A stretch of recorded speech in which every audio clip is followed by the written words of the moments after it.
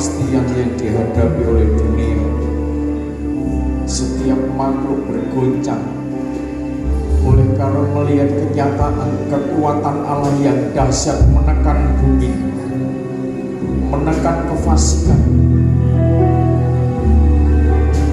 Saatnya gereja Tuhan bergerak dalam langkah kepastian, menjadi terang bagi bangsa-bangsa, menjadi terang bagi setiap kehidupan yang mendapatkan kelepasan dari setiap persoalan, dari setiap kesesakan, dari setiap cengkeraman dosa, dari setiap cengkeraman kegagalan, dari setiap cengkeraman maut.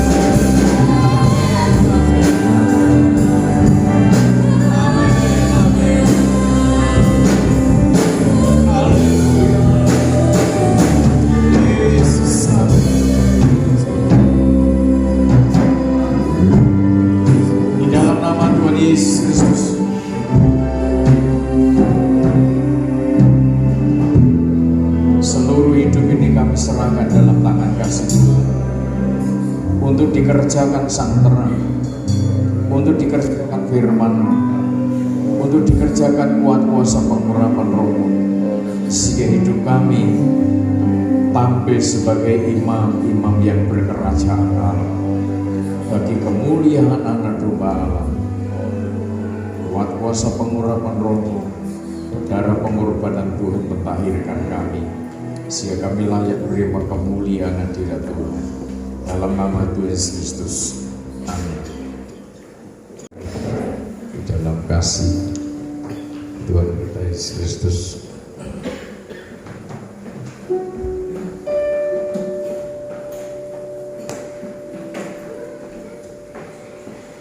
kiranya kasih dan anugerahnya terus berlimpah-limpah atas kita. Ketika kelimpahan kasih karunia Allah itu terjadi atas kita,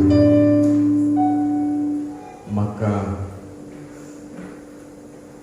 ada suatu kebangkitan, ada suatu pemulihan yang sedang dikerjakan Tuhan atas masing-masing pribadi. Saudara yang terkasih dalam Tuhan Yesus Kristus,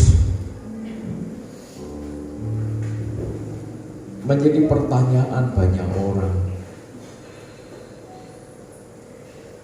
apa yang dihadapi umat Tuhan ke depan?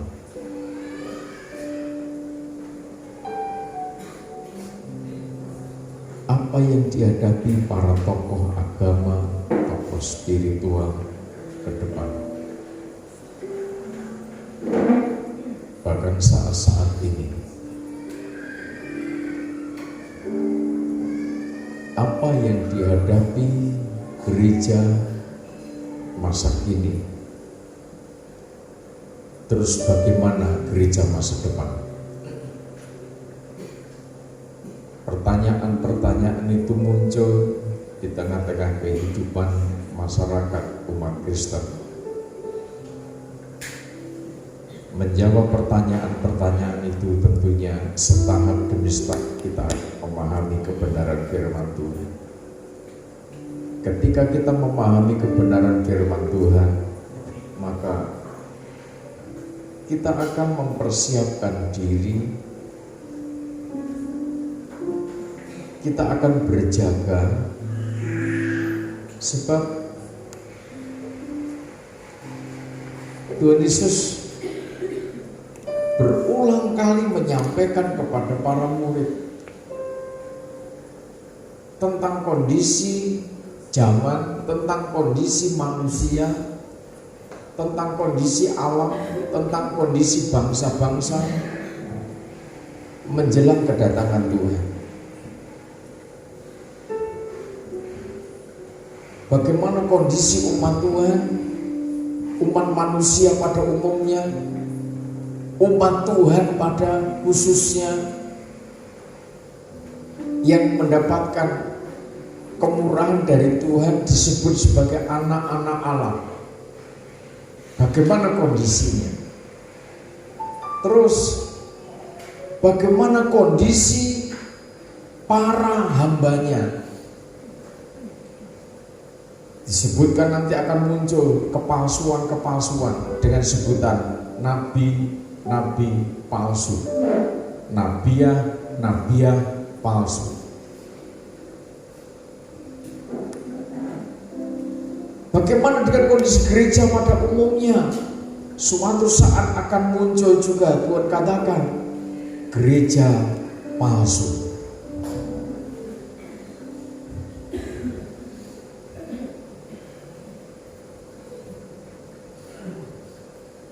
Ketika murid-murid bertanya kepada Tuhan Yesus sesaat dia naik ke surga, "Maukah engkau this time, saat ini, memulihkan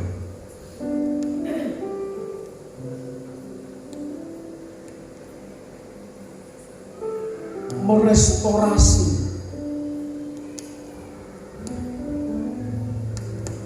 kerajaan Allah bagi Israel?"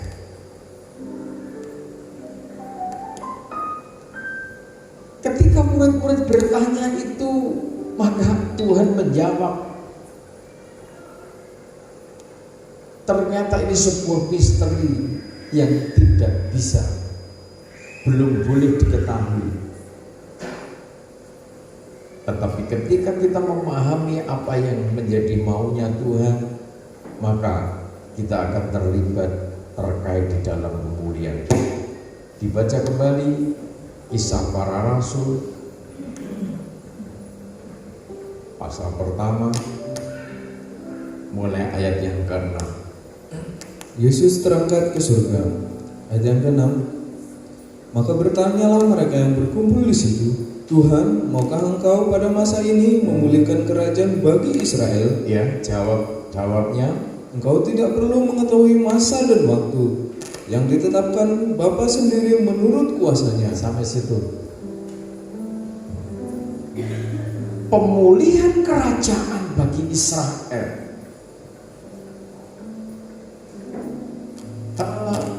Ketika Israel belum memahami, ketika murid-murid belum mengerti apa yang diminta kepada Tuhan Yesus tentang pemulihan kerajaan bagi Israel, maka Tuhan Yesus menjawab dengan sebuah kepastian tentang waktu pemulihan itu terjadi. Kronos dan Kairos, kapan pemulihan itu terjadi? Jawabannya adalah itu otoritas Bapa, otoritas kerajaan Allah. Nah, terus ketika pemulihan kerajaan bagi Israel ini belum jelas, dinilai begitu mungkin, ditangkap oleh murid-murid. Terus apa yang harus dikerjakan para murid? Sebab menyangkut pemulihan kerajaan bagi Israel ini sebenarnya bukan persoalan fisik, bukan persoalan bangunan gedung sentral pemerintahan, pusat pemerintahan, secara fisik. Tetapi yang diminta Tuhan, yang dimau Tuhan adalah kerajaan iman. Sia-sia kita membuat gedung yang megah, sebab gereja Tuhan pada akhir zaman akan kehilangan muka,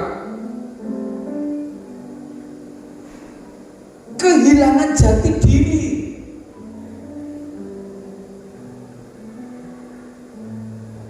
Berlomba-lomba membuat gedung yang megah-megah. Gereja Tuhan pada akhir zaman berlomba-lomba membuat bangunan fisik. Dan itu menjadi parameter berhasil di bumi. Apakah itu salah atau benar? Tidak ada yang salah. Tempat untuk mendidik umat, tempat untuk mendidik jemaat, ada lokasi, ada gedung, tidak salah. Tetapi ketika itu menjadi sebuah dinamika pergerakan gedung yang kecil terus dibongkar, dibesarkan, kurang besar, dibesarkan lagi, selama hidupnya di bumi, mengumpulkan umat Tuhan sebanyak-banyaknya hanya buat gedung, sibuk buat gedung, tidak pernah bekerja membangun pelayanan sebagaimana Tuhan percayakan, menjadi terang atas gelapnya dunia.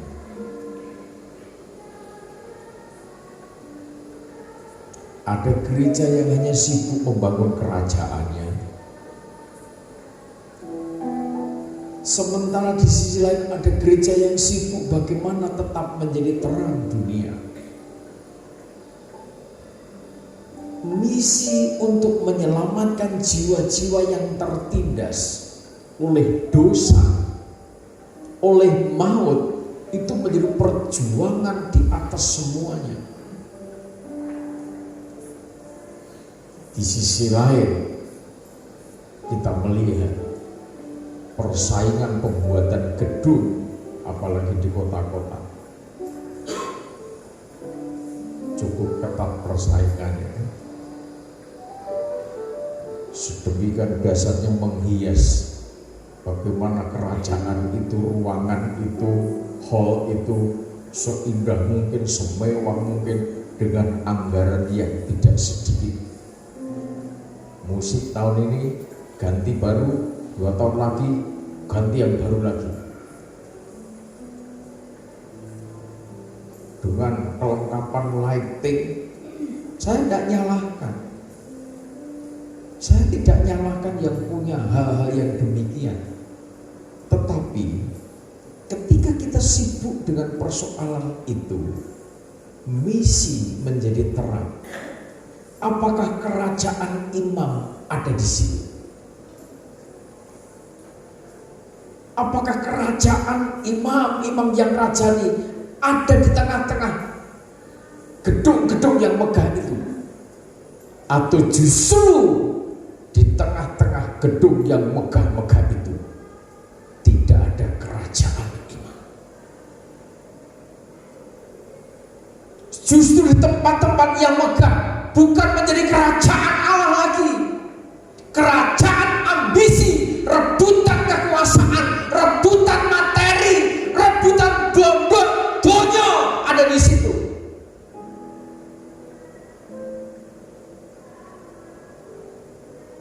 Manusia yang berkumpul di situ memiliki kerinduan untuk memperoleh materi sebanyak-banyaknya.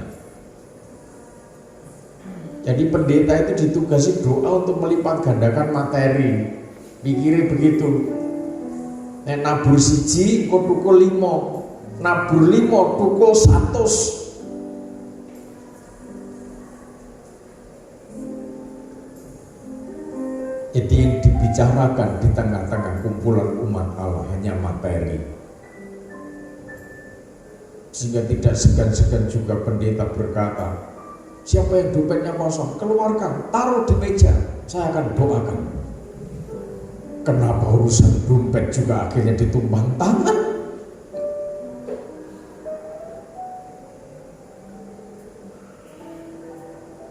Itu di YouTube itu sudah ramai begitu-begitu.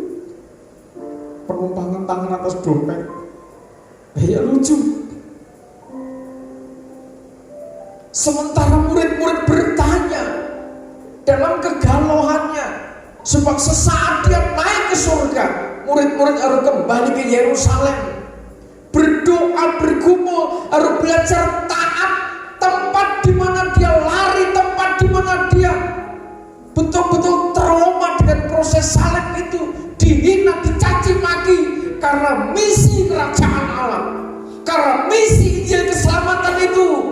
Murid-murid tidak mau ke Yerusalem. Tetapi sesaat gurunya mau naik, dia pesankan, jangan tinggalkan Yerusalem. Jadi begitu Tuhan Yesus naik, mereka cepat-cepat dari Galilea langsung berangkat ke Yerusalem. Satu sampai berjalan.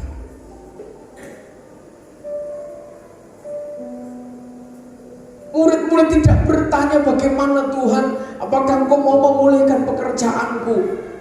Petrus bertanya, aku tak balik lagi sebagai nelayan. Apakah Tuhan nanti memberkati berkatku berlipat kali ganda, supaya tangkapanku lebih limpah-limpah sehingga aku jadi berkat bagi banyak orang? Pertanyaan mereka, maukah Engkau saat ini memulihkan kerajaan bagi Israel? Kerajaan apa itu?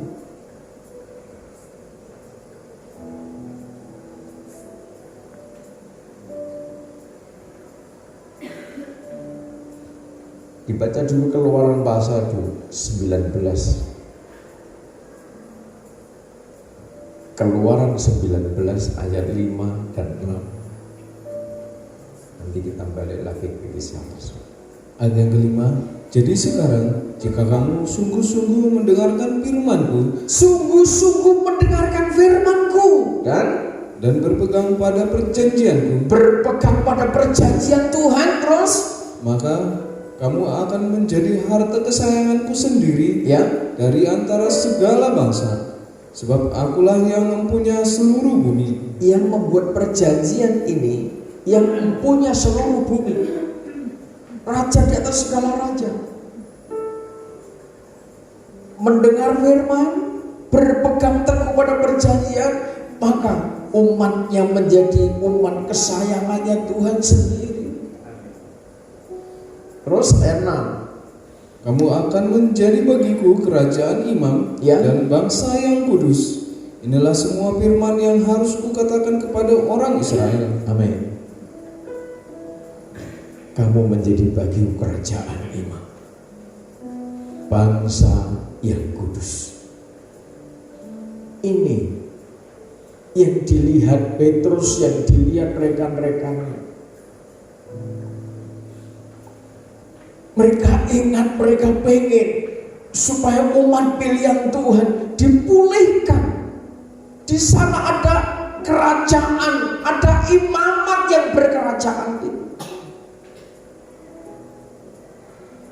Kerajaan Allah yang dilayani oleh orang-orang yang dipilih oleh Tuhan, yang dipercaya di bumi, mengokohkan kerajaan Allah di bumi untuk mengalirkan kekuatan kebenaran firman, kekuatan kasih.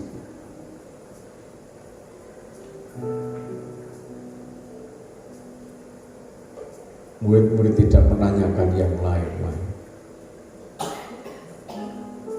Pertanyaan yang sangat urgent, pertanyaan yang mewakili seluruh kegalauan umat manusia, menjawab ketidakpastian umat manusia.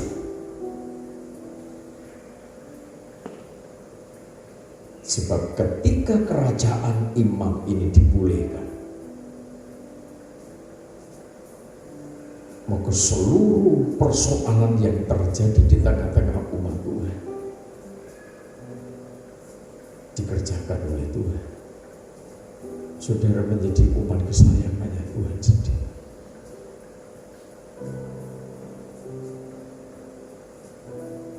Saya melihat ke depan gereja Tuhan. Saya melihat ke depan tokoh-tokoh gereja pada akhir zaman akan menghadapi sebuah kepalsuan, akan menghadapi kegoncangan yang dahsyat. Jika gereja Tuhan pada masa depan adalah gereja yang egois, bahkan dengan Tuhan saja tidak takut, apalagi hanya dengan pendeta.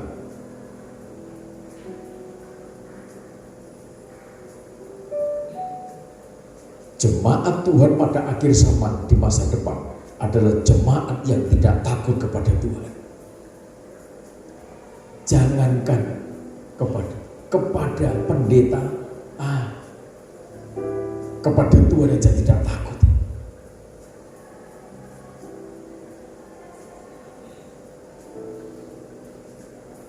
Sementara para pendeta pada akhir zaman sedang berlomba dengan kepalsuan. Saudara nanti akan sulit membedakan ini palsu atau asli.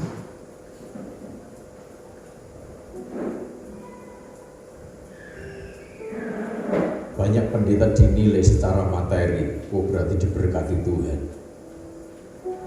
Apa bedane wong ora nang gereja, wong ora nang pokoke ora ibadah sama sekali, duwite yo akeh. Omahe gede, mobilnya akeh, diberkati Tuhan. Biasanya ini ukurannya pendeta diberkati Tuhan karena materi. Wong orang yang gereja juga punya materi kok.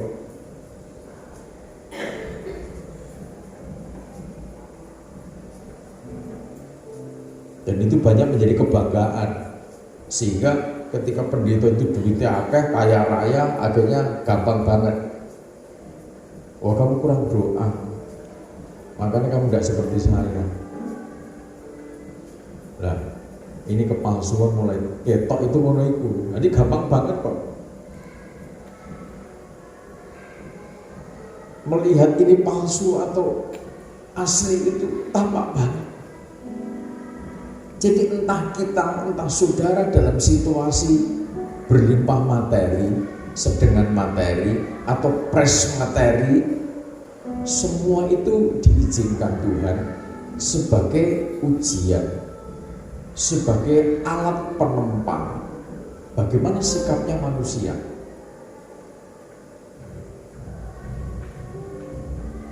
Orang dia kadang mengibaratkan dengan satu perputaran roda. Ada saatnya roda di bawah, di samping, di atas, terus muter terus begitu.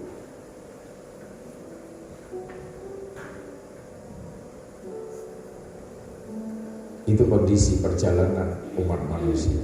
Jadi ketika kita bertanya-tanya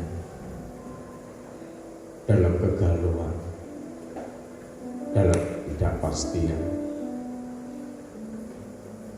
umurnya wis koseket, ya kan? Umurnya lebih dari 50 itu masa-masa kemanjaan. Jane asli nih mengatakan laki-laki bapak kalau umur 50 sampai 60 itu tenor, tak kasih tahu nasi roti. Iki selalu minta jadi bareng karo istri.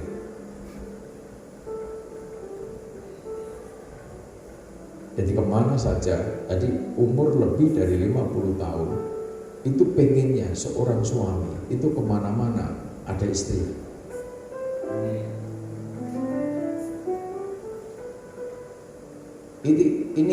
Ini penelitian tinjauan psikologi.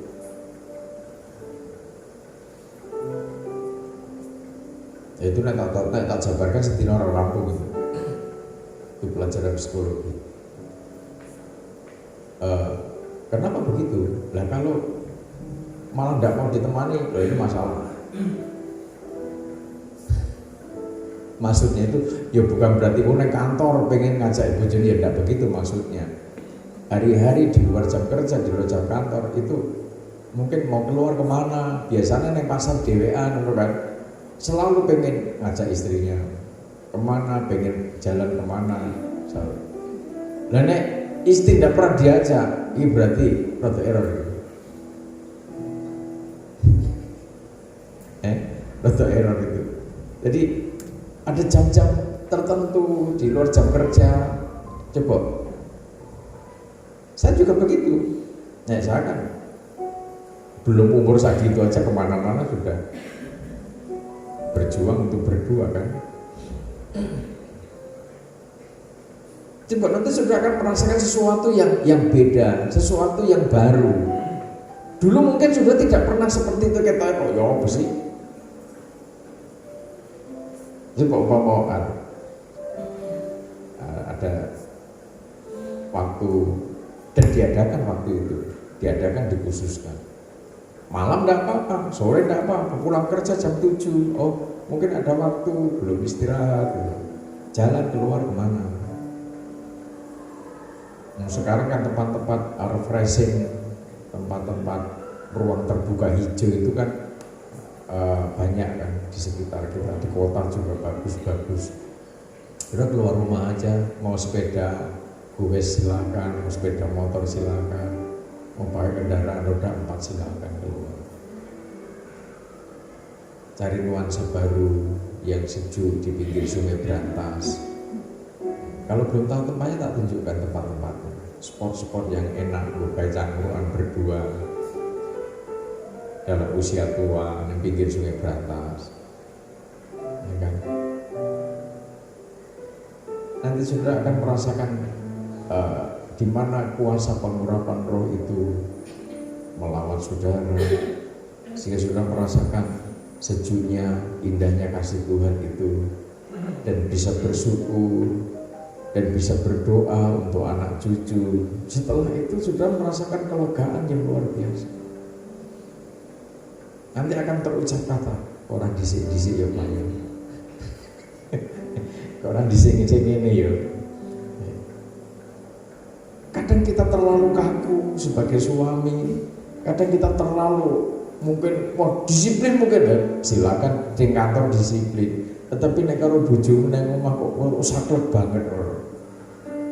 Jam itu kudu banget teh. Nek telat itu rata ombe. Lah kaya apa wae. Itu zaman Jepang yang pakai. Ini zaman Roh Kudus, zaman kemurahan, ojo kaku-kaku. Oke. Yang dimaksud murid-murid adalah terpulihkannya kerajaan imamat. Amin.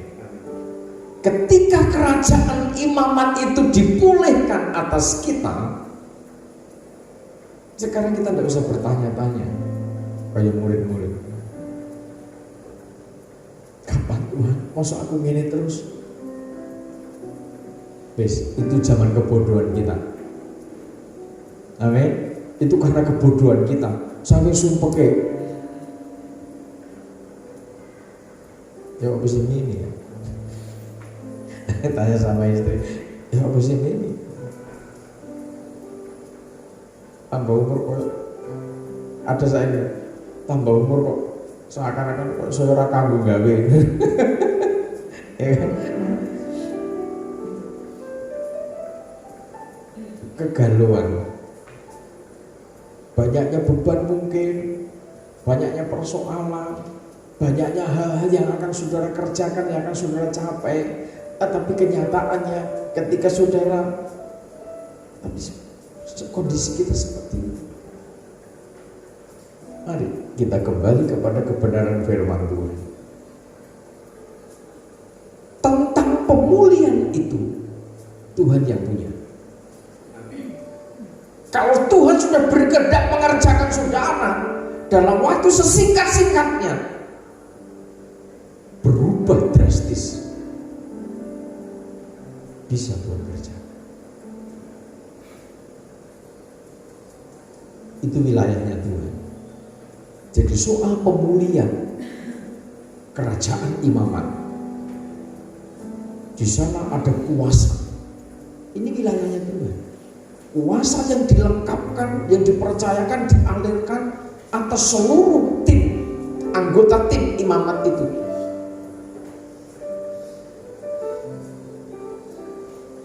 Mulai dari pemain musik, worship leader, singer, semua berada pada otoritas kerajaan imamat yang dipulihkan.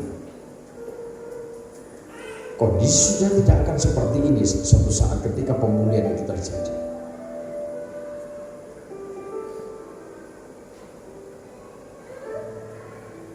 Bisa-bisa sudah tidak akan bertahan.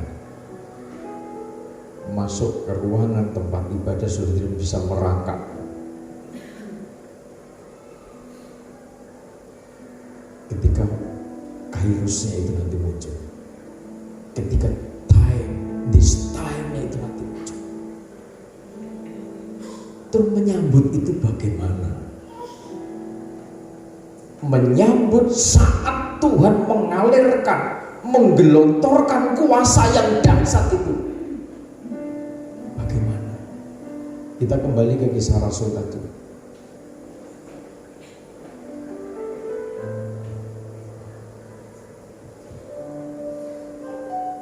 Engkau tidak perlu mengetahui masa dan waktu yang ditetapkan Bapa sendiri menurut kuasanya. Ayat 8. Tetapi kamu akan menerima kuasa kalau Roh Kudus turun ke atas kamu, Ya. dan kamu akan menjadi saksiku di Yerusalem, di seluruh Yudea dan Samaria dan sampai ke ujung bumi. Sampai situ. Saat pemulihan dahsyat kerajaan imamat itu terjadi, kuasa pengurapan roh itu dengan kuat menekan saudara, menguasai seluruh hidup. Ketika otoritas kuasa Tuhan itu menguasai seluruh hidupmu, saudara menjadi saksi. Di tengah-tengah keluarga, pertama kali akan mengalami suatu pelayanan imam besar. Di tengah-tengah keluarga akan mengalami pemulihan yang dahsyat. Saudara mungkin melihat kenyataan, ada saatnya istri ngelokro, ada saatnya dibalik itu suami malah tidak berdaya, harusnya menjadi dinamisator, penggerak, mensupport, menyemangati, menggerakkan roda kegerakan di tengah-tengah rumah tangga. Tapi bagaimana ketika suamimu dalam posisi ambil di bawah terus? Aku bisa semangat berbocah-bocah wae.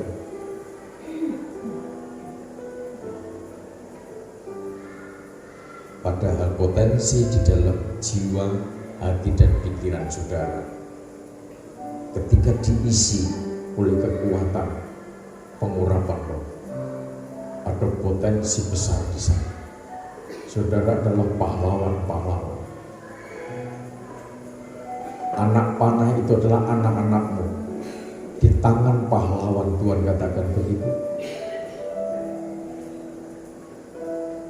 Tabung panahmu penuh dengan anak-anak yang berhikmat, bermakrifat, anak-anak yang taat dan tahbisan imamat. Sudah sebagai pahlawan tinggal akan meluncurkan, mengarahkan kemana kegerakan itu akan meluncur, kemana anak panah itu akan meluncur dengan target memenangkan jiwa-jiwa, membebaskan jiwa-jiwa yang tertawan, bergerak dalam kegerakan kasih Kristus demi keselamatan umat manusia, demi terciptanya suasana damai, suasana yang harmoni, suasana yang rukun, suasana yang tenang, suasana yang ayem, tentrem.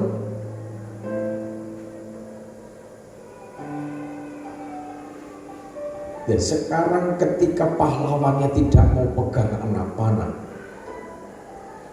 mungkinkah anak panah itu gelinding sendiri, meluncur sendiri?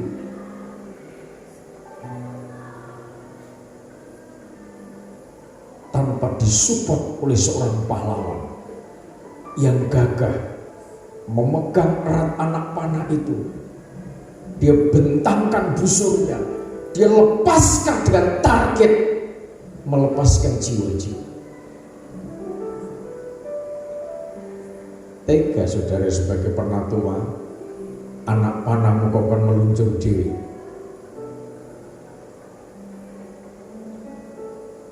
Sudah tidak pernah mensupport, nggak pernah negur, nggak pernah didik, nggak pernah nasihati.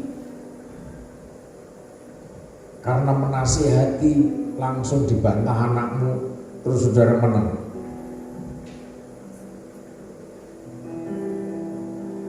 Doa sembah, doa sembah. Wis tuwa sembahyang. Sembahyang sungguh-sungguh. Fokus. Saya tuwa dadi resi mandita.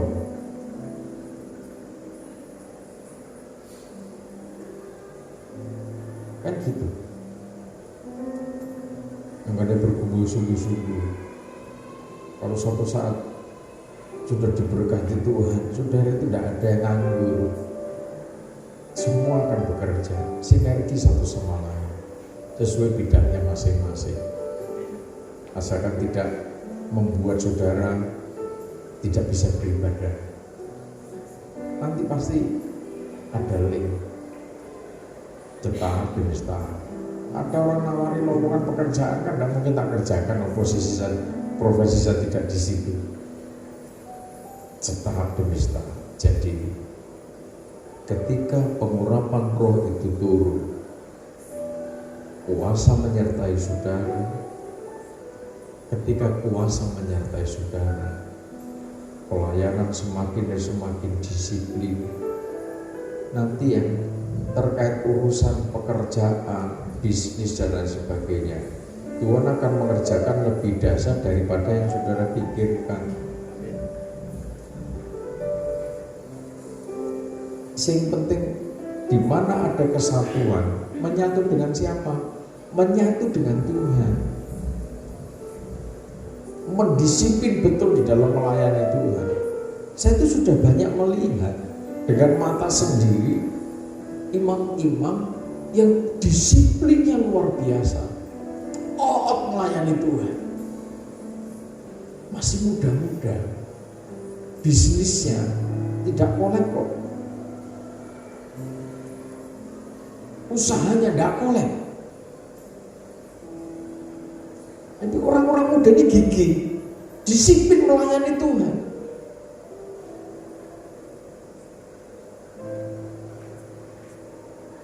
Contohnya kan sudah jelas. Ya terus bagaimana? Kita harus balik kepada persoalan pengajaran salib. Pemulihan yang dahsyat itu ending dari semua. Kegerakan demi kegerakan itu pemulihan terjadi. Lah bagaimana kita? Bagaimana murid-murid? Murid-murid waktu itu harus kembali ke Yerusalem. Untuk apa? Murid-murid ternyata dipercaya oleh Tuhan menanti saat lawatan itu terjadi. Dengan cara apa? Mereka bertekun dengan sehati. Yang punya waktu pemulihan itu kapan waktunya? Itu Tuhan. Itu haknya Tuhan. Lah bagian kita bertekun. Ayat 14, langsung dibaca ayat 14.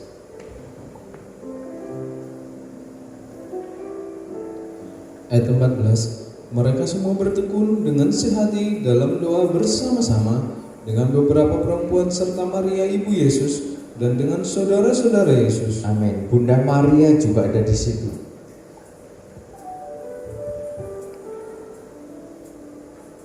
Bunda Maria itu jarang khotbah, ya kan? Dan dalam Alkitab kita, yang menulis surat itulah murid-muridnya Tuhan Yesus. Ada nyanyian Maria, tidak banyak. Bagaimana Maria bersuka cita ketika menerima beban itu. Bunda Maria dalam posisi sebagai penyembah, pendoa syafaat, bersama murid-murid menantikan saat pemulihan itu terjadi, saat kuasa Roh Kudus dicurahkan. Dengan sehati bertekun dalam doa. Ini penting. Sehati bertekun dalam doa, menantikan lawatan Allah.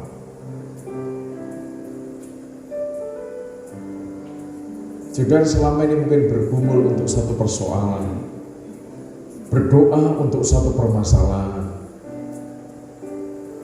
yang sekian kali mungkin seakan-akan hampir selesai persoalan itu, atau coba dibenahi. Kesehatian saudara itu menjadi penentu saat pemulihan tiba. Ketekunan saudara itu menjadi penentu saat pemulihan tiba.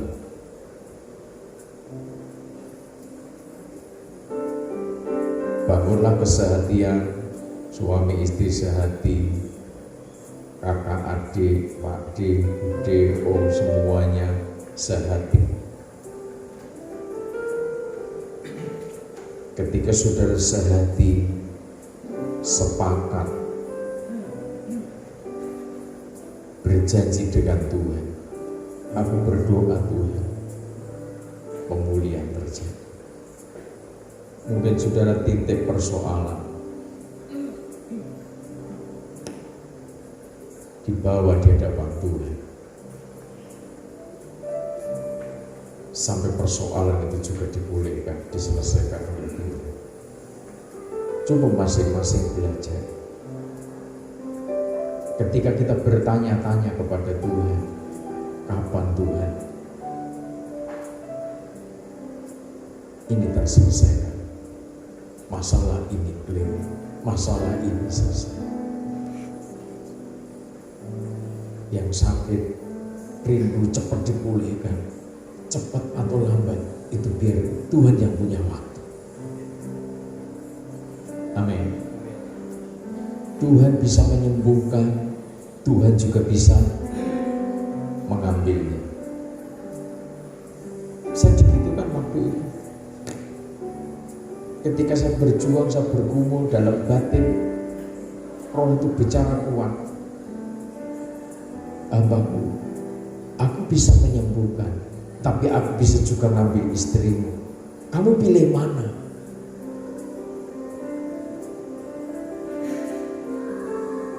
Itu jawabnya piye?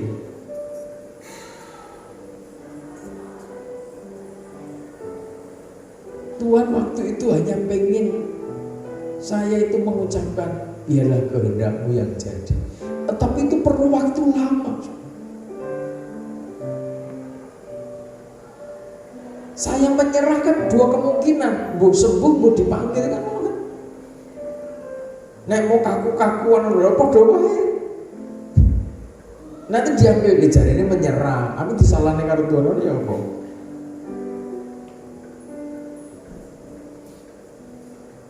Tuhan menanti jawaban saya. Ketika saya menjawab, ya Tuhan, biarlah kehendakmu yang jadi.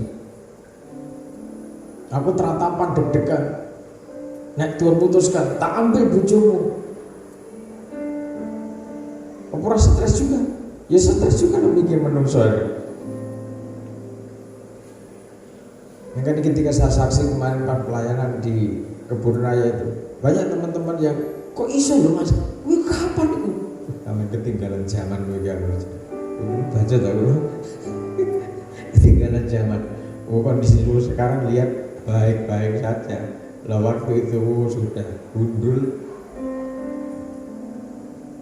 Anak-anak sekitar saja tidak berani tanya kok kayak gitu.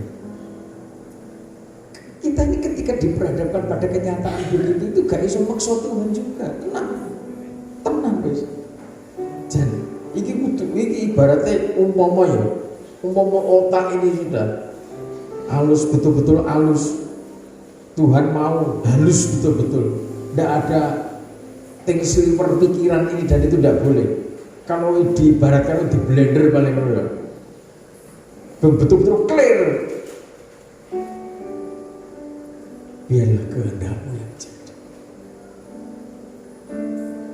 Yang punya waktu untuk memulihkan, iki cepat atau lambat, biarlah kehendakmu yang jadi. Kita menjaga hati, kita menjaga pikiran, kita menjaga jiwa kita. Seluruh manusia tentunya punya pengalaman, sekalipun berbeda dengan Tuhan, tetapi seluruh manusia harus mempertanggungjawabkan di hadapan Tuhan. Nah, ada yang hebat manusia itu. Sok banyak-banyaknya orang punya uang, sok ganteng-gantengnya orang punya wajah, sok cantik-cantiknya orang punya wajah. Ketika Tuhan izinkan sesuatu terjadi untuk mengosongkan pikirannya, mengosongkan jiwanya, hatinya, bahwa Dia yang maha sempurna dan maha kuasa punya kehendak, kita tidak bisa menolak. Tuhan hanya mau biarlah kehendak-Mu yang jadi atas aku.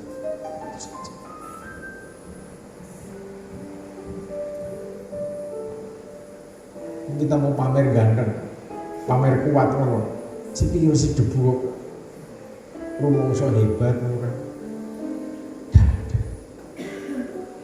Pemulihan atas kerajaan imamat terjadi ketika saudara bertekun sehati. Maka saya katakan keluarga-keluarga muda itu masih ada papa mama, ada orang tua. Bangunlah tim yang solid. Keluarga-keluarga membangun tim yang solid. Nanti pelayanan imamat juga semakin solid. Ini sudah tidak ada papa mama, tidak ada orang tua, repot loh. Sekalipun tidak apa-apa, memang sudah saatnya. Tetapi puji Tuhan sekarang masih, orang tua masih, itu luar biasa. Ada potensi besar untuk membangun pemulihan, menyongsong pemulihan besar itu. Sio perjuangan orang tua sekian puluh tahun yang lalu membawa saudara yang sekarang sudah punya anak, sudah dibawa kemana-mana, dari tempat ke tempat, dibungkus pakai sarung, saking kedinginan, diselimuti, ikut doa di pinggir danau, ikut doa di pinggir pantai, ikut doa di bukit-bukit. Apakah perjuangan saudara selama ini tidak diperhitungkan Tuhan? Diperhitungkan Tuhan. Tapi jangan sampai karena perkembangan zaman, jika saudara larut dalam satu proses kehidupan yang sia-sia.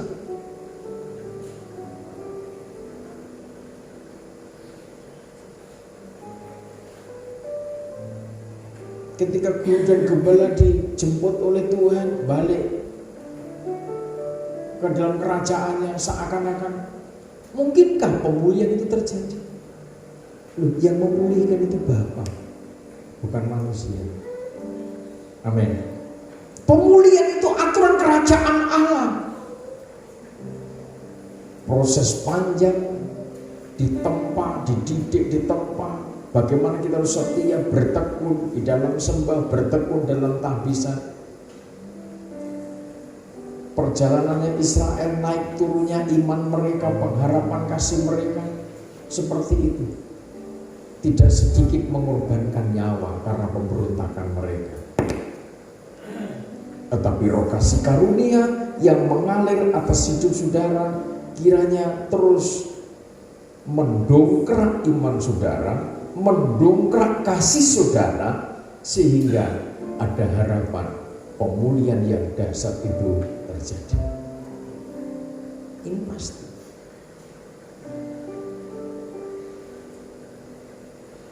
Banyak teman-teman yang merindukan bagaimana kegerakan demi kegerakan. Iya, itu pasti. Tapi sebelum ke sana kita harus paham kegerakan itu gerak untuk apa, gitu kan? Jangan salah.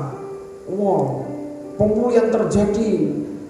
Iso turun naik hotel mewah, iso naik pesawat. Lalu terus kegerakan kalau numpak pesawat terus terang itu tujuan itu ngopo?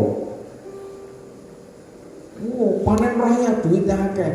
Lah rasa panen rasa nunggu panen raya harus sudah kerja sungguh-sungguh. Nek hanya pengen punya duit, kan banyak pekerjaan juga. Tetapi kalau ketika kita berbicara tentang pemulihan kerajaan imamat, ini bukan persoalan duit, tetapi ini persoalan hidup kekal. Soal tugas misi. Jadi sekalipun nanti pada masanya ada pengutusan kemana, ke kota A, ke pulau A, ke negara A, ke negara B, terus pengutusan itu terus dikerjakan. Kan bukan piknik, itu kita harus tahu. Jadi jadi hamba Tuhan, tidak punya apa-apa, loro-loro, ngenes grantes, merasa tidak diberkati. Nanti setelah diberkati materi, ngelencer kemana-mana, piknik. Tujuannya piknik, jadi ini kegerakan tapi piknik. Kan jadi salah di hadapan Tuhan. Nah, ketika pemulihan terjadi, apa yang harus Tuhan kerjakan? Apa yang harus kita laksanakan? Yesaya 60. Yesaya 60.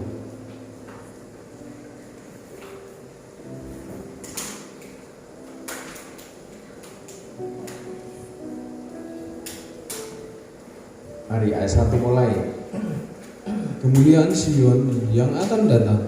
Ayat yang pertama, bangkitlah menjadi teranglah, sebab terangmu datang dan kemuliaan Tuhan terbit atasmu. Ya, bangkitlah menjadi teranglah, sebab terangmu datang dan kemuliaan Tuhan terbit atasmu. Jadi ketika pemulihan kerajaan imamat itu terjadi kelak,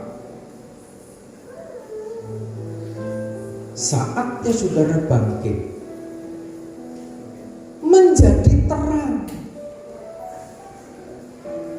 sebab terangmu datang dan kemuliaan Tuhan terbit atasmu. Gereja Tuhan yang hidup dalam pengurapan Roh Kudus, gereja Tuhan yang hidup dalam kekuatan firman pengajaran, adalah gereja Tuhan jemaat imam-imam yang siap tampil sebagai terang. Terang yang bagaimana? Hidup dalam pengurapan roh, maka menghasilkan buah-buah roh.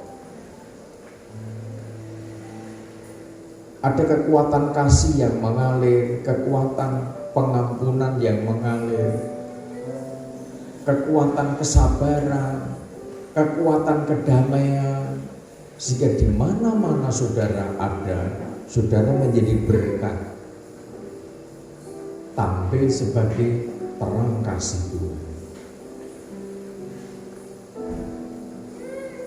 Lah sebelum ke sana, makanya perlu bertekun dalam doa untuk siap nanggung beban Demi keselamatan jiwa-jiwa kita masing-masing harus siap. Ayat 2, sebab sesungguhnya kegelapan menutupi bumi dan kekelaman menutupi bangsa-bangsa, tetapi terang Tuhan terbit atasmu dan kemuliaannya menjadi nyata atasmu. Ya, bangsa-bangsa berduyun-duyun datang kepada terangmu Dan raja-raja kepada cahaya yang terbit bagimu. ketika pemulihan itu nanti terjadi. Saudara bertekun melayani Tuhan, ada kesadaran, ada satu pemahaman, pengertian bahwa ternyata hidupku itu terkait dengan kerajaan Allah. Ketika saudara paham, ketika saudara ngerti tentang panggilan itu, maka saudara, apapun tugas saudara dalam pelayanan ini, saudara tidak bersikap masa bodoh, tidak bersikap biasa saja, tidak bersikap acuh tak acuh, tetapi saudara dengan titik kesadaran, saudara akan disiplin melayani Tuhan. Saudara akan disiplin hidup. Hidupmu itu seorang imam. Bagaimana saudara sebagai seorang imam harus hidup bersama istri, bersama suami, bersama anak.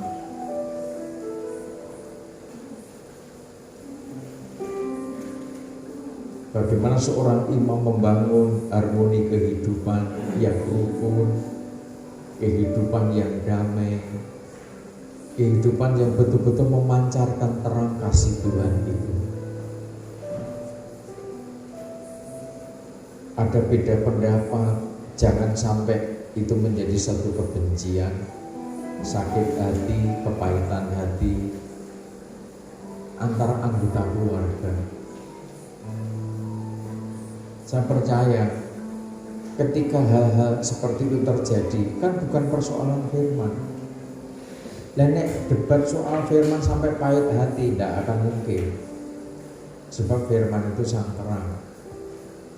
Persoalan-persoalan yang menimbulkan perpecahan, pertikaian, perselisihan, sehingga menjadi tidak enak hati, uring-uringan, sungut-sungut, itu kan persoalan daging, persoalan materi.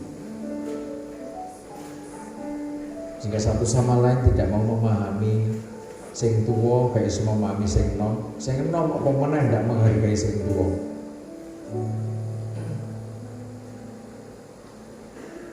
Tidak mudah loh hidup dengan, makanya saudara kan di sana ada cucu, ada menantu, ada siapa lagi di rumah mungkin, tidak mudah kan? Kadang kalau menantu gak bisa rukun kok, ya kan? Nah sudah ada sekap, oh ini menantu, gak bisa. Makanya disetting, ada saatnya velosi keluarga, bangun kerajaan Tuhan itu dipulihkan di sana. Masa anggota kerajaan tidak rukun, makan bareng-bareng semeja, orang di meja gelar kloso, makan bersama-sama, ciptakan keindahan harmoni kehidupan itu. Inilah kerajaan iman. Amin.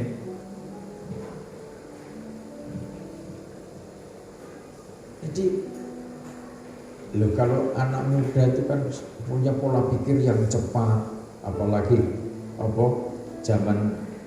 zaman IT, digitalisasi yang semakin canggih, era sosial media yang semakin canggih, sing tua-tua kan gak iso ngejar. Nah, anak-anak kita kan punya pengalaman di bidang media sosial, teknologi yang semakin canggih kalau di bidang itu. Terus di sisi lain, bagaimana mengkolaborasikan dengan kelebihan dan kekurangan itu menjadi satu harmoni kehidupan yang indah di mata Tuhan. Sehingga tetangga saudara juga melihat, kok iso ya? Aku kalau mantuku sama beruberan, calon-calon piring ada. Tapi kok iso, kok akrab loh? Firman, karena firman. Sia-sia kita ngomong firman tapi tidak bisa rukun. Dengan anak sendiri aja tidak rukun. Dengan anggota keluarga aja tidak bisa rukun, tidak bisa damai. Mau bicara kerajaan apa? Mau bicara kerajaan imam? Sulit. Ini yang hilang dari gereja Tuhan.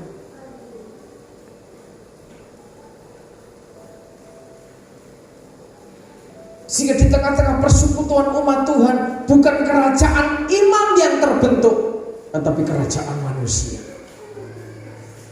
Ketika di tengah-tengah gereja Tuhan, yang terbentuk adalah kerajaan manusia, maka di sana tidak ada pemulihan, tidak ada kesatuan, tidak ada kedamaian. Karena otomatis kerajaan imam yang turun adalah imam besar. Kalau kerajaan manusia, kecenderungan yang punya otoritas manusia darah daging.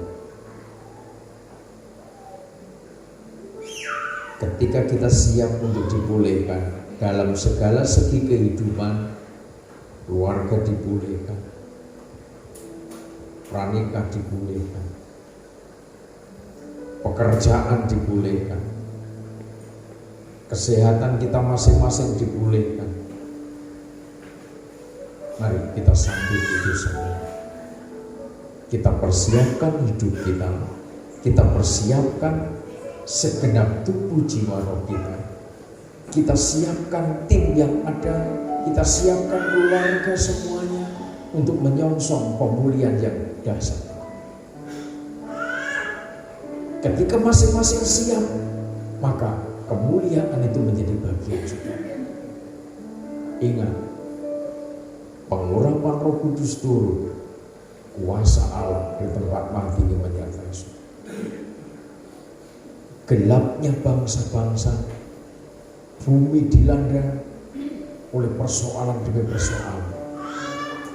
Nanti suatu saat ketika pemulihan terjadi, saudara itu dicari orang. Karena saudara akan dicari banyak orang, maka saudara eksis dalam tabisan imaman raja. Amin. Amin. Jangan sampai bangsa-bangsa datang, lu sampai tak golek malah rawono. Tabisannya sudah kosong, posisinya sudah diganti orang lain. Imamat saudara harus dipertanggungjawabkan. Pekerjaan besar menanti saudara, harus saudara kerjakan. Jadi tidak ada barang yang mustahil. Ketika Tuhan sudah saatnya menyatakan kuasa-Nya, angkatlah mukamu dan lihatlah ke sekeliling. Mereka semua datang berhimpun kepadamu. Anak-anakmu laki-laki datang dari jauh, dan anak-anakmu perempuan digendong. Pada waktu itu engkau akan heran melihat dan berseri-seri. Engkau akan tercengang dan akan berbesar hati. Ya, sebab kelimpahan dari seberang laut akan beralih kepadamu, dan kekayaan bangsa-bangsa akan datang kepadamu. Sejumlah besar unta akan menutupi daerahmu. Unta-unta muda dari Midian dan Eva, mereka semua akan datang dari Seba, akan membawa emas dan kemenyan, serta memberikan perbuatan masyhur Tuhan. Ketika pemulihan kerajaan imamat itu terjadi, pekerjaan saudara diberkati Tuhan, keluarga saudara diberkati Tuhan, tim kegerakan pembangunan tubuh Kristus juga sangat diberkati oleh Tuhan. Materi yang bukan menjadi titik fokus pergerakan saudara itu diperlengkapkan, didatangkan Tuhan lewat orang-orang yang mencari sang terang itu, Ini kan di luar pemikiran saudara. Kalau kita ini fokus kepada materi, justru kita malah capek. Tapi coba sekarang, tingkatkan kualitas imaman saudara. Saudara capek melayani Tuhan, tetapi rasanya ternyata yang Tuhan taruh itu enak dan ringan. Ketika sudah merasakan ringannya beban yang dari Tuhan itu, saudara yang punya bisnis di bidang apa saja, Tuhan yang mendatangkan berkat untuk bisnis. Amin. Amin. Saudara sibuk melayani Tuhan, tetapi kalau saudara fokus terlalu sibuk dengan bisnismu, mengesampingkan kehabisan iman, saudara bisa merasakan sendiri. Terus mari 7. Segala kambing domba Kedar akan berhimpun kepadamu, domba-domba jantan Nebayot akan tersedia untuk ibadahmu. Semuanya akan dipersembahkan di atas mezbahku sebagai korban yang berkenan kepadaku, dan aku akan menyamarakan rumah keagunganku. Siapakah mereka ini yang melayang seperti awan dan seperti burung merpati ke pintu kandangnya? Sungguh, akulah yang dinanti-nantikan pulau-pulau yang jauh, Ya, kapal-kapal Tarsis berlayar di depan untuk membawa anak-anakmu laki-laki dari jauh. Perak dan emasnya dibawa serta untuk nama Tuhan Allahmu, dan oleh karena yang Maha Kudus Allah Israel, sebab Ia mengagungkan engkau. orang-orang asing akan membangun tembokmu, terus Dan raja-raja mereka akan melayani engkau. sebab dalam murkaku aku telah menghajar engkau. Namun aku telah berkenan untuk mengasihi Ada engkau. saatnya Tuhan mendidik dengan cara kasar, dihajarnya umat pilihan Tuhan. Tetapi karena kasihnya, maka pemulihan terjadi, kuasa Tuhan dinyatakan, pemeliharaan Tuhan dinyatakan dengan luar biasa. Pintu-pintu gerbangmu akan terbuka senantiasa, Baik siang maupun malam tidak akan tertutup. supaya orang dapat membawa kekayaan bangsa-bangsa kepadamu. Sedang raja-raja mereka ikut digiring sebagai tawanan. Sungguh bangsa dan kerajaan yang tidak mau mengabdi kepadamu akan lenyap terus. Bangsa-bangsa itu akan dirusak binasakan. Kemudian Libanon, yaitu pohon sanobar, Pohon barangan dan pohon cemara akan dibawa bersama-sama kepadamu untuk menyerawakan tempat baik kudusku, sebab aku hendak memuliakan tempat kakiku berjejak. terus Anak-anak orang-orang yang menindas engkau akan datang kepadamu dan tunduk, dan semua orang yang menista engkau akan sujud menyembah telapak kakimu. Mereka akan menyebutkan engkau kota Tuhan, Sion, milik yang Maha Kudus Allah Israel. jadi pemulihan atas kerajaan imamat ini menjadi suatu pergumulan panjang, menjadi suatu pergumulan yang sangat melelahkan seakan-akan. Tetapi ketika pemulihan ini terjadi atas kehendak kerajaan Allah, maka segala sesuatunya akan berubah dalam waktu yang begitu cepat. Secara personal, mari masing-masing mempersiapkan diri. Tidak perlu saudara bertanya-tanya sampai kapan aku seperti ini. Tidak perlu bertanya-tanya sampai kapan kondisiku seperti ini. Masih adakah harapan untuk dipulihkan? Masih adakah harapan untuk bisa merasakan, melihat dahsyatnya anak cucu dengan gembira melayani Tuhan dengan sukacita, dengan kuasa yang dahsyat itu? Tidak perlu kita bertanya-tanya lagi. Satu hal yang perlu kita kerjakan, tekuni pengajaran salib. Jadilah kayu penaga yang siap dibentuk menjadi sosok tiang-tiang pintu kemah dengan landasan kekuatan salib Kristus dengan misi membangun kesatuan satu sama lain tidak terpisahkan oleh kasih Kristus. Antara tiang yang satu dengan tiang yang kedua, yang ketiga sampai yang kelima, tiang pintu kemah itu terkait dengan emas. Ketika misi kita, hati kita, jiwa kita terisi dengan kemurnian hati demi mewujudkan kesatuan, demi terbebernya Injil Kerajaan Allah, maka pemulihan pasti terjadi. Orang mau menghina saudara, mau meremehkan saudara, mau melecehkan saudara, mungkin mau mempermalukan saudara, ketika saudara dalam posisi sedang dididik Tuhan, tetaplah jaga kemurnian hati, jaga ketulusan hati saudara, jaga kekudusan hati saudara. Sebab yang punya hidup ini Tuhan sepenuhnya. Entah Tuhan mau menghancurkan, entah Tuhan mau memulihkan, kalau sudah di tangannya Tuhan, tidak ada satupun makhluk yang bisa campur tangan. Saudara adalah pilihan Tuhan. Bertekun dengan sehati di dalam semua, di dalam doa, seraya mengucap sungguh terima kasih. Tuhan mau mendidik hamba. Terima kasih Tuhan masih mengasihi hamba. Terima kasih Tuhan masih melindungi hamba. Kiranya Tuhan Yesus memberkati. Hanya Kau Tuhan di hidupku, Kau berikan hidup yang baru. Darah-Mu menyucikan, pulihkan hati.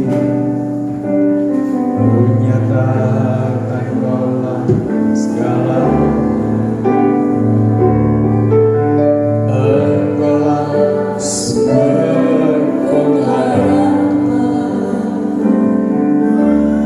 Kuasa-Mu sanggup menyembuhkan.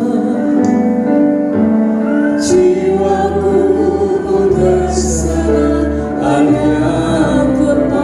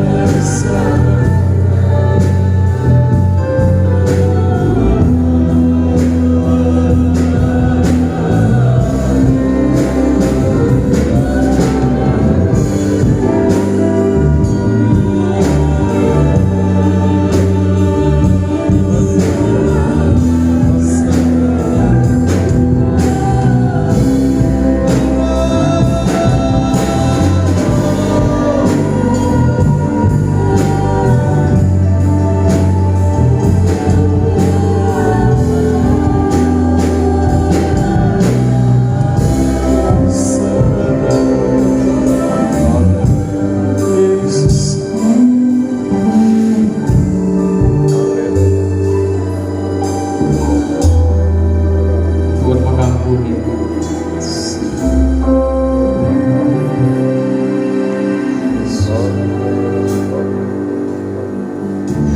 Kuasa darah pengorbanan Tuhan melahirkan kami.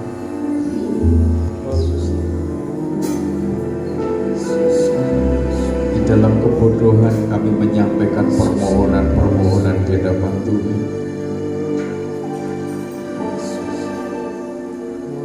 Di dalam kebodohan kami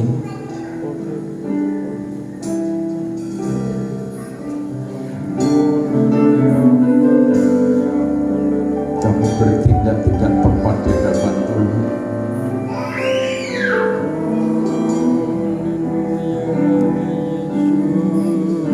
Karena daya tarik hawa nafsu, penderitaan,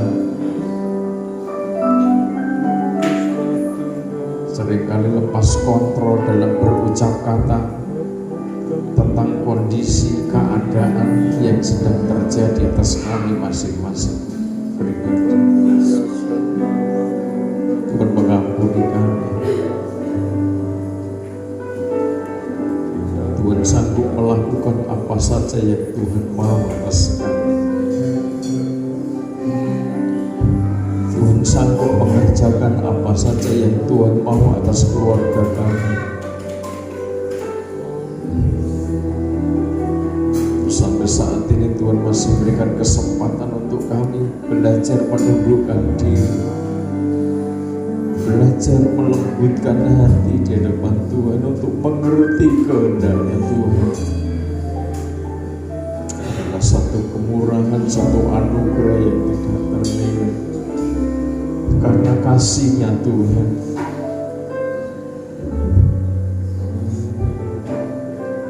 karena perhatiannya Tuhan untuk umat pilihan Tuhan.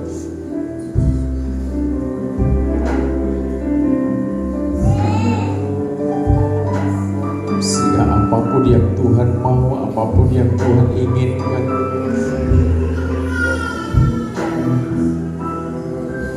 inilah hidup kami Tuhan. Tuhan sanggup mengerjakan apa saja.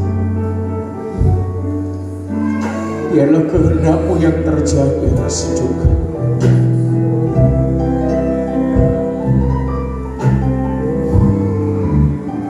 Amin.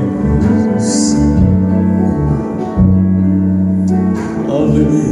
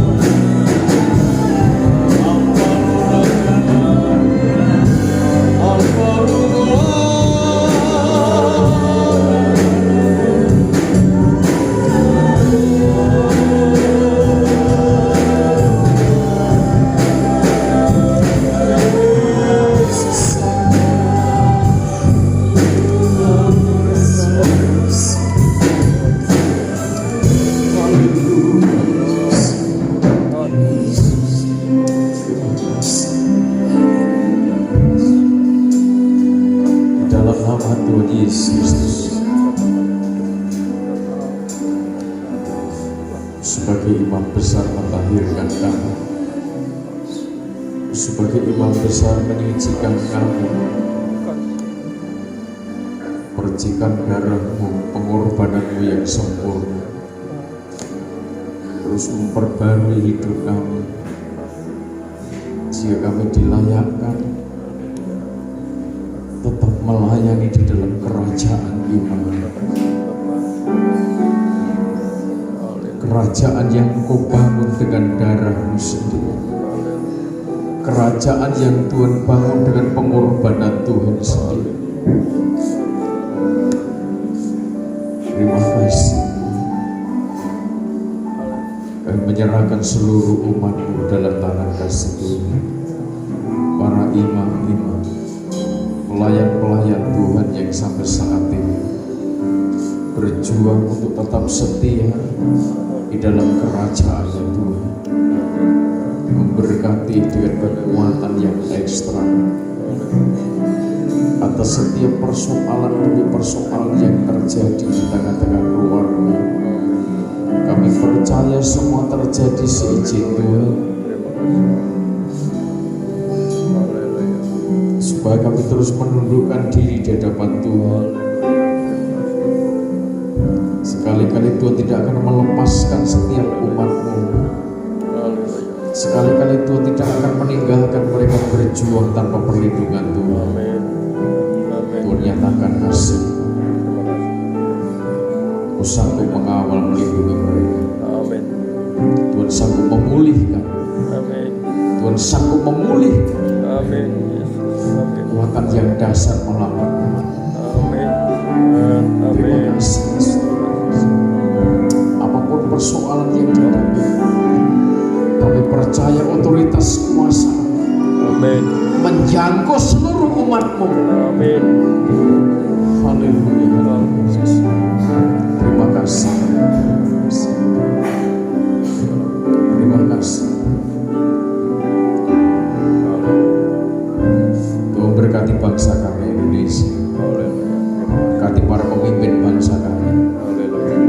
Pemimpin-pemimpin yang takut akan Tuhan. Pemimpin-pemimpin yang terus bertindak bijaksana sesuai kasih-Nya Tuhan. Pimpinan pusat sampai ke daerah-daerah, Tuhan memberkati dan kekuatan yang dasar. Ibu Wali Kota Mojokerto, Ibu Bupati Mojokerto, Tuhan berkati. Forkopimda semua bisa bekerja bersinergi demi menciptakan kota kabupaten yang penuh dengan harmoni kehidupan, kesatuan kerukunan tercipta di kota ini. Di kota ini menjadi berkat bagi kota-kota yang lain, melengkapi kota-kota yang lain demi terbentuknya kesatuan yang semakin kokoh di negeri ini. Terima kasih Bapak. Gereja menjadi berkat, umat Tuhan menjadi berkat dimanapun berada. Di dalam nama Tuhan Yesus Kristus kami berdoa, kami mengucap syukur atas kasih dan anugerah yang Tuhan limpahkan di tengah-tengah kami.